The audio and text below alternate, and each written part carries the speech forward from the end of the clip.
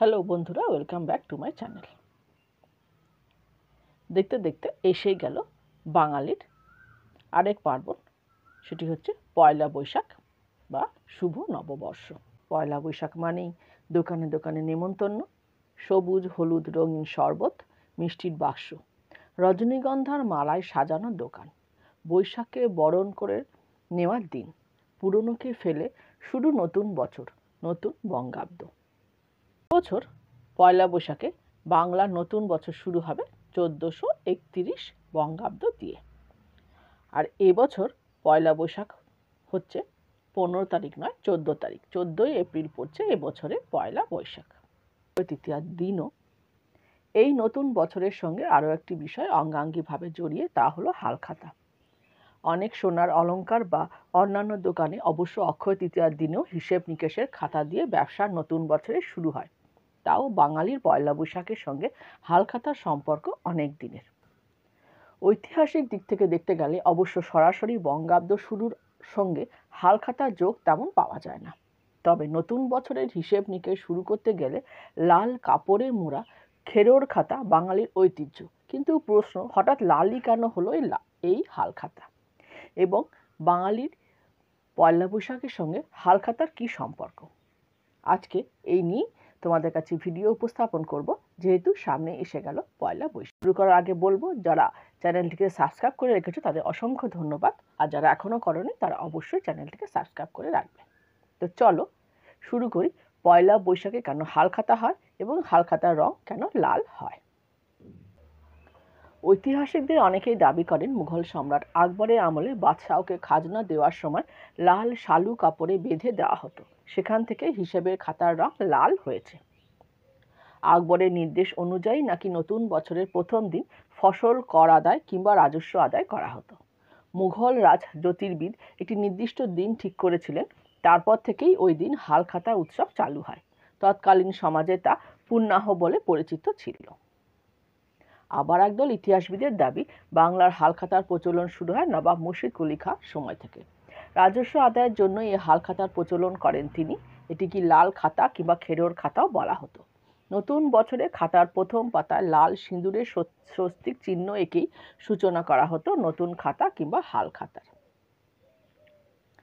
এছাড়াও বহু আগে থেকে বাংলা এই বৈশাখের প্রথম দিনই জমিদারদের খাজনা দেওয়ার রেওয়াজ ছিল। সেই হিসেব লেখা হতো লাল কাপড়ে মোড়া নতুন হাল খাতায়। অতীতে মুদি দোকান থেকে শুরু করে বড় বড় আড়তদার সবার একটি বাকির খাতা থাকত।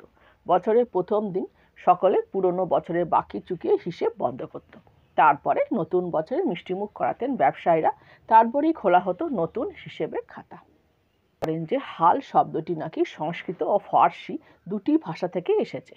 সংস্কৃতে হল হচ্ছে বাংলা শব্দ হাল, তবে হালখাতার হাল সম্ভবত এসেছে ফার্সি শব্দ থেকে। ফার্সি থেকে আসা হাল শব্দটি অর্থ চলতি সময় বা খাতা, যার অর্থ হিসেবের বই বা খাতা। অতীতে মূলত এই খেরোর খাতা তৈরি করা হতো বাংলাদেশে। বাংলাদেশের শ্রমিকরা এই খেরোর খাতা তৈরিতে বিশেষ পারদর্শী ছিলেন। পরে তারা অবশ্য বৈশাখের মাস ছয়েক আগেই কলকাতায় চলে আসতেন খাতা তৈরির জন্য। বৈশাখ পেরিয়ে গেলে ফিরে যেতেন গ্রামে। এখন এই পুরনো ধাঁচের খেরোর খাতা প্রায় তৈরি হয় না বললেই চলে। অনেকদিনই হলো এই লাল কাপড়ে মোড়া মোটা সুতোর সেলাই জড়ানো লম্বা খাতার জায়গা করে নিয়েছে লম্বা লম্বা রুল টানা খাতা, যার পিচবোর্ডের মলাট কখনো কখনো লাল রঙের হয়। আর এখন তো ছোট ছোট লেখাপড়ার চৌকো খাতায় লাল পিচবোর্ডের মলাটে বিক্রি হয় পয়লা বৈশাখের আগে। এখন প্রশ্ন হলো যে এই যে হিসেবের খাতা, সেটি লাল রঙের কেন করা হতো না? অনেকে বলবেন যে লাল রং শুভ, লক্ষ্মী গণেশের পুজো করে লাল সিঁদুরের স্বস্তিক চিহ্ন আঁকা দিয়ে তো লেখা শুরু হয়। এছাড়া আরও একটি কারণ হতে পারে লাল উজ্জ্বল রং, আর লাল রং মানে দৃষ্টি আকর্ষণ। যে কোনো জায়গা থেকে অনায়াসে চোখে পড়ে টকটকে লাল রং। কিন্তু জানেন কি, আসলে হালখাতার রং লাল হওয়ার একটি ঐতিহাসিক দিকও রয়েছে। ঐতিহাসিকদের অনেকেই দাবি করেন মুঘল সম্রাট আকবরের আমলে বাদশাহকে খাজনা দেওয়ার সময় লাল শালু কাপড়ে বেঁধে দেওয়া হতো, সেখান থেকে হিসাবের খাতার রং লাল হয়েছে। নতুন বছরে নতুন যে খাতায় ব্যবসার হিসেব রাখা হবে সেই খাতাটি কোনো মন্দিরে নিয়ে গিয়ে পুজো করিয়ে আনার প্রথা আছে। খাতার প্রথম পাতায় সিঁদুর দিয়ে স্বস্তিক চিহ্ন এঁকে দেন পুরোহিতরা। কালীঘাট মন্দিরে এদিন ভিড় উপচে পড়ে ব্যবসায়ীদের। এছাড়াও বিভিন্ন মন্দিরে, যে পশ্চিমবঙ্গের অন্যান্য বিভিন্ন মন্দিরেও ভিড় হয় খাতা পুজো করার জন্য। হিন্দু ধর্মে স্বস্তিক চিহ্ন বিশেষ মঙ্গল বার্তা বহন করে, তাই যে কোনো পুজো বা শুভ অনুষ্ঠানে সিঁদুর দিয়ে স্বস্তিক চিহ্ন এঁকে দেওয়া হয়। হালখাতা আসলে রাজস্ব আদায়ের আর এক নাম। চৈত্র মাসের শেষে রাজস্ব পরিশোধ করে দেওয়া রীতি চালু ছিল সেই আমলে। তারপর নববর্ষের দিনে শুরু হতো হিসেব নিকেশ। সেই রীতি মেনে এখনো পুরনো বছরের হিসেব মিটিয়ে নতুন বছরের হিসেব লেখা শুরু হয়। হালখাতার নামে এই রীতি এখনো বাংলার প্রতিটি ব্যবসায়িক প্রতিষ্ঠান ও দোকানে পালিত হয়। লাল কভারের খাতার পুজো করে প্রথম পাতায় স্বস্তিক এঁকে শুরু হয় নতুন বছরের হালখাতা লেখা। তবে জানেন কি, নববর্ষের সঙ্গে হালখাতার কোনো সম্পর্কই ছিল না। পরে এই হালখাতা নববর্ষের সঙ্গে যোগ হয়েছে। কিরকম সেটা না, ব্যাখ্যা করে বললে বোঝা যায়, এর ইতিহাস একেবারে আদিম যুগের মধ্যে খুঁজে পাওয়া যায়। মানুষ যখন লাঙলের ব্যবহার শিখল, তখন তারা এক জায়গায় স্থায়ীভাবে বসবাস শুরু করলো এবং তখন চাষ করা দ্রব্যের বিনিময় প্রথা শুরু হলো। এই হালের দ্রব্য বিনিময়ের হিসেবের জন্য একটি খাতায় নিজেদের মতো করে তারা লিখে রাখতে শুরু করলো সেই সময়কার ভাষায়, এবং সেই খাতারই নাম ছিল হালখাতা। হাল শব্দটি সংস্কৃত এবং ফার্সি দুটি থেকে এসেছে বলে মনে করা হয়।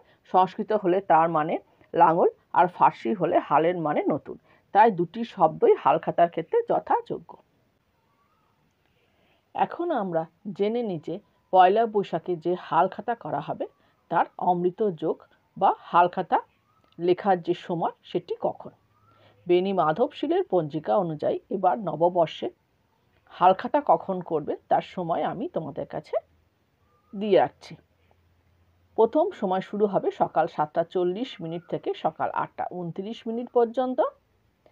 দ্বিতীয় সময় শুরু হবে বেলা 12:51 থেকে দুপুর 2:34 পর্যন্ত। তৃতীয় সময় শুরু হবে বিকেল 4:18 থেকে বিকেল 5:54 পর্যন্ত। এবং এরপরে আরেকটি সময় আছে, সেটি হচ্ছে রাত 10:27 থেকে রাত 11:11 পর্যন্ত। এই সময় আমরা নববর্ষে যে নতুন হালখাতা শুরু করি তার এটি হচ্ছে শুভ সময়। এই সময় আমরা হালখাতা সূচনা করতে পারি। তবে আগের থেকে এখনকার দিনে হালখাতার উদযাপন অনেকটাই কমে এসেছে। আগে অনেক দোকানি হালখাতা উপলক্ষে রীতিমতো নিমন্ত্রণ পত্র ছাপিয়ে উৎসবের আয়োজন করতেন। এখন বিভিন্ন অ্যাপ ও অনলাইন শপিংয়ের কারণে হালখাতার সে আগেকার দিনের জৌলুস কমে এসেছে। কম্পিউটারেই ব্যবসার হিসেব রাখেন বেশিরভাগ দোকানিরা, তাই খাতার ব্যবহারও কমে গিয়েছে অনেকটাই। তবু নববর্ষের প্রথম দিনে দোকান পরিষ্কার করে ফুল দিয়ে সাজিয়ে লক্ষ্মী গণেশের পুজো করে তারপর উদযাপন করা এখনো কিন্তু হয়ে থাকে, এবং তার সঙ্গে থাকে ক্রেতাদের জন্য সামান্য হলেও মিষ্টিমুখের আয়োজন ও একটা অন্তত বাংলা ক্যালেন্ডার। আগে আমি পয়লা বৈশাখ কবে থেকে শুরু হয়েছিল এবং এর সঙ্গে ইতিহাস কিভাবে জড়িয়ে আছে তাই নিয়ে একটি ভিডিও আমি দিয়েছি। ভিডিওটি তোমরা যারা এখনও দেখোনি তারা কিন্তু অবশ্যই দেখে নিও। এবং ভিডিওটিতে আমি পুরোপুরি ব্যাখ্যা করেছিলাম কিভাবে পয়লা বৈশাখ এসেছিল। তাই আজকে আমি হালখাতা নিয়ে এই ভিডিওটি তোমাদের কাছে উপস্থাপন করব। তো কেমন লাগলো তোমাদের এই ভিডিও? যদিও আজকের দিনে অর্থাৎ এখনকার দিনে নববর্ষে বা হালখাতার জৌলুস অনেকটাই কমে গেছে, তবুও এখনও কিন্তু দোকানিরা নিয়ম রক্ষাতে হলেও লাল রঙের খাতার পুজো করে হালখাতার সূচনা করে। তাহলে ভিডিওটি আজকে আমি এখানেই শেষ করছি। আমার তরফ থেকে তোমাদের সবাইকে জানালাম আসন্ন শুভ নববর্ষ এবং পয়লা বৈশাখের অনেক অনেক শুভেচ্ছা।